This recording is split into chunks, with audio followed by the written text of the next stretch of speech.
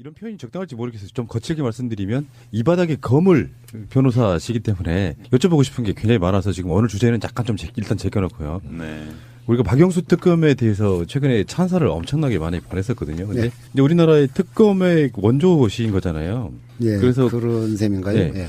처음에 특검 하셨던 게 바로 직접 소개해 주실래요? 원로비 예. 특검이었습니다. 예. 예. 근데 그때 이후에 특검 이야기가 나올 때마다 특검 무용론이 나올 정도로 제대로 수사한 분들은 사실상 별로 없었다는 그런 게 문제들이 평이고요. 많이 있었죠. 원조 입장에서 좀 서운하실 수도 있는데 역대 최고다라는 이야기를 박영수 특검이 좀 듣고 있는 부분이 있거든요. 예. 객관적으로 어떻게 보세요? 맞습니다. 예. 제가 볼 때는 이번 사건은 아마 앞으로도 이런 사건은 없을 겁니다만 과거에도 없었고요.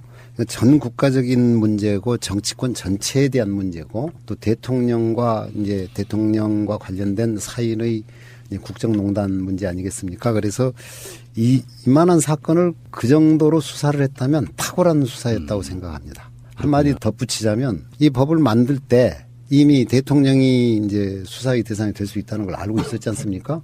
그러면서도 대통령으로 하여금 임명하게 한 거. 그리고 이제 수사기간 연장도 대통령에게 네. 결정권을 준 거는 저는 잘못했다고 생각합니다. 아마도 그 정의당 쪽에서는 다른 안을 냈던 걸로 알거든요. 그래서 이거는 정치권이 잘못한 거죠.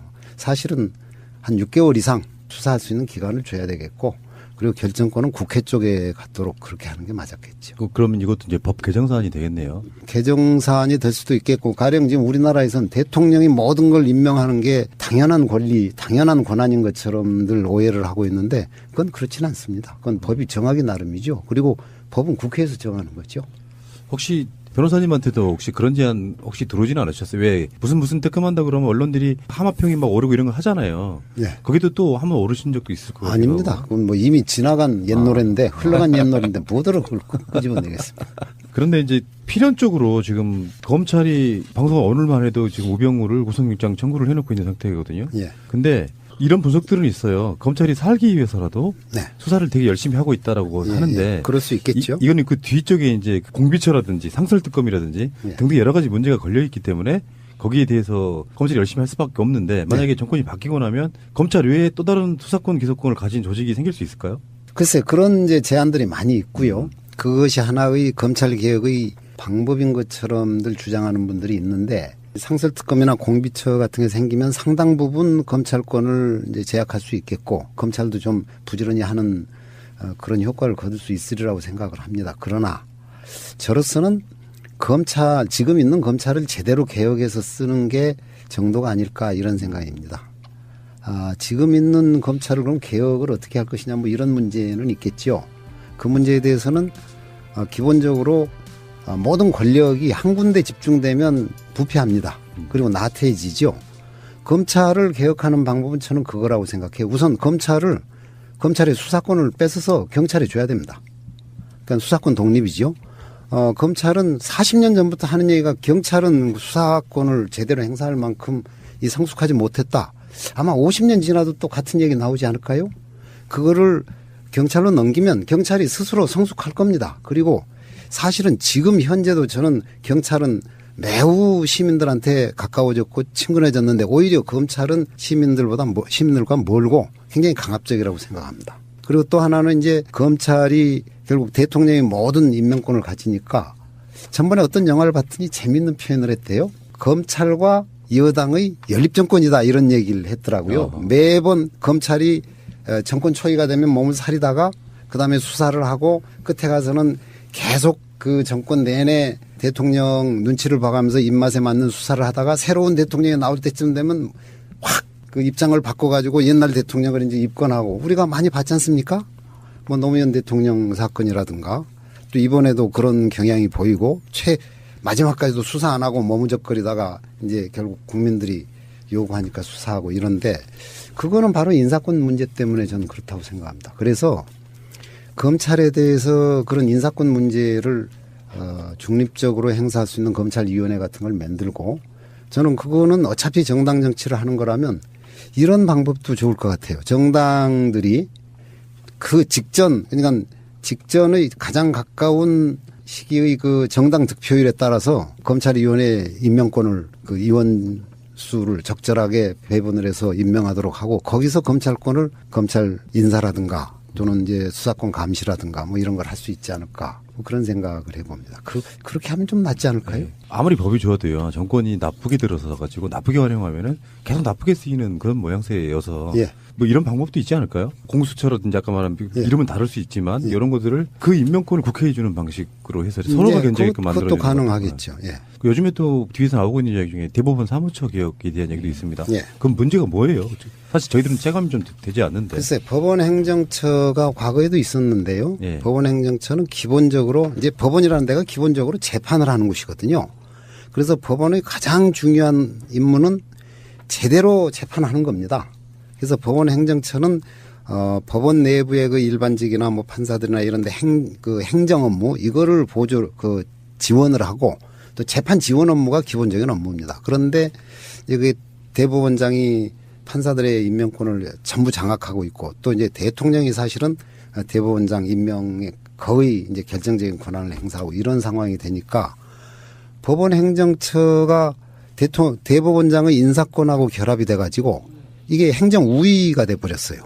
그래서 법원 행정처를 거쳐야 이제 법원 내에서 출세하고 또 법원 행정처가 이제 인사권과 함께 여러 가지 윤리적인 감시권 뭐 이런 게 있거든요.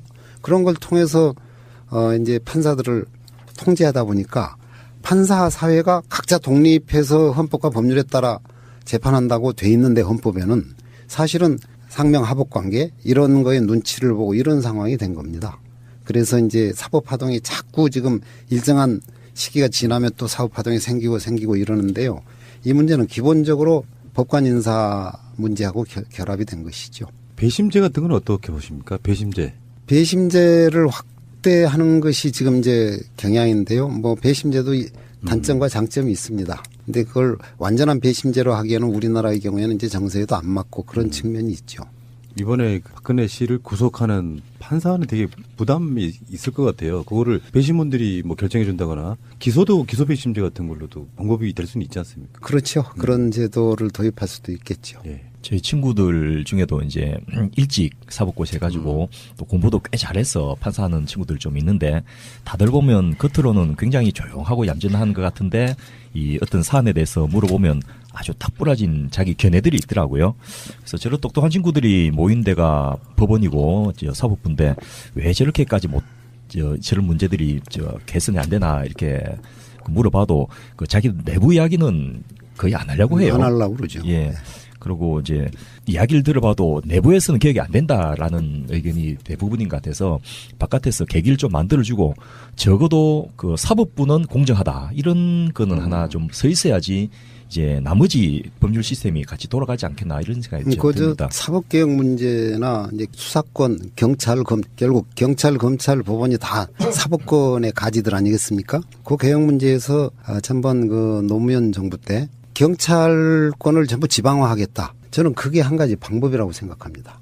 우리나라의 경우에도 가령 이제 지방분권을 강화해 가지고 거의 연방 수준으로 강화를 하면 광역단체, 광역자치단체 수준으로 각각 법원을 그 권한을 거기에 주는 겁니다.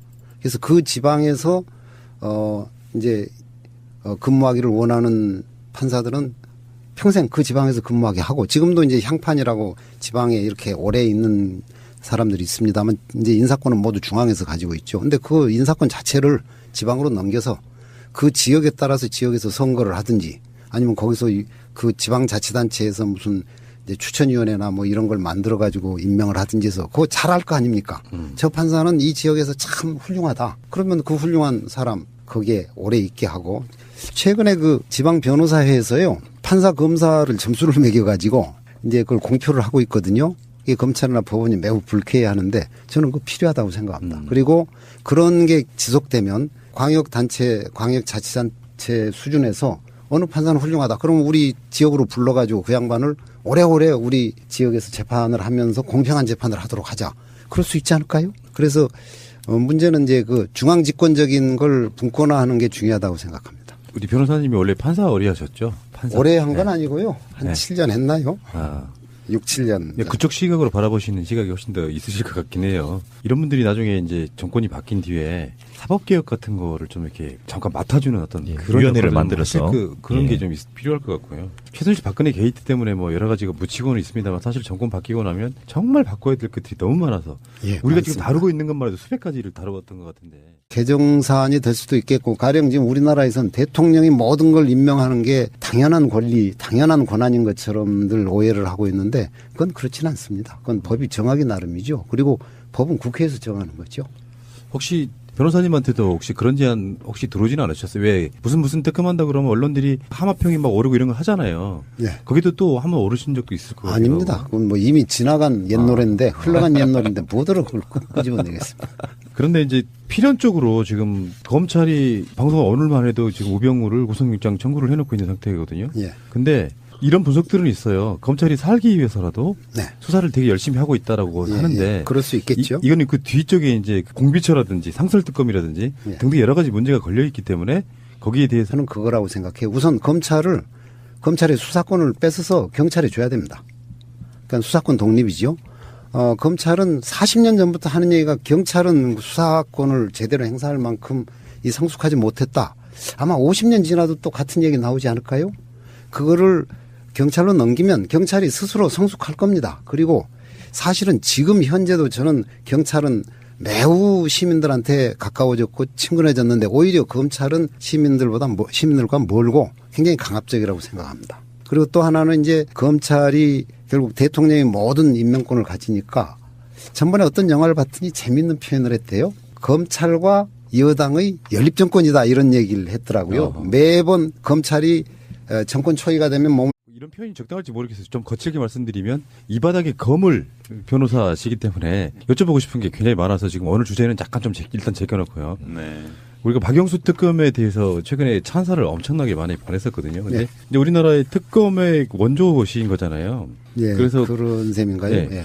처음에 특검 하셨던 게 바로 직접 소개해 주실래요? 원로비 예. 특검이었습니다. 예. 예. 근데 그때 이후에 특검 이야기가 나올 때마다 특검 무용론이 나올 정도로 제대로 수사한 분들은 사실상 별로 없었다는 그런 게 문제들이 평이고요. 많이 있었죠. 원조 입장에서 좀 서운하실 수도 있는데 역대 최고다라는 이야기를 박영수 특검이 좀 듣고 있는 부분이 있거든요. 예. 객관적으로 어떻게 보세요? 맞습니다. 예. 제가 볼 때는 이번 사건은 아마 앞으로도 이런 사건 없을 겁니다만 과거에도 없었고요.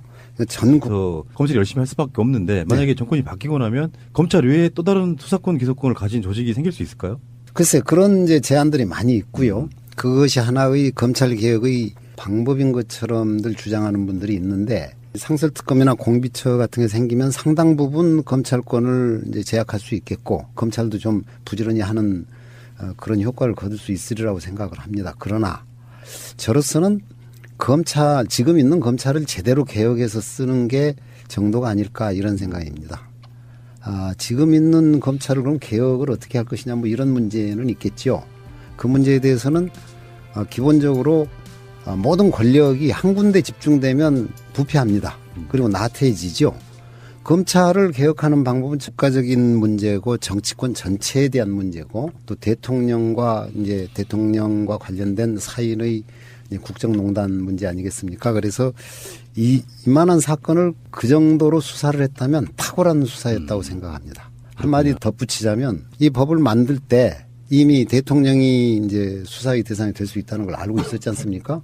그러면서도 대통령으로 하여금 임명하게 한 거, 그리고 이제 수사기간 연장도 대통령에게 네. 결정권을 준 거는 저는 잘못했다고 생각합니다. 아마도 그 정의당 쪽에서는 다른 안을 냈던 걸로 알거든요. 그래서 이거는 정치권이 잘못한 거죠.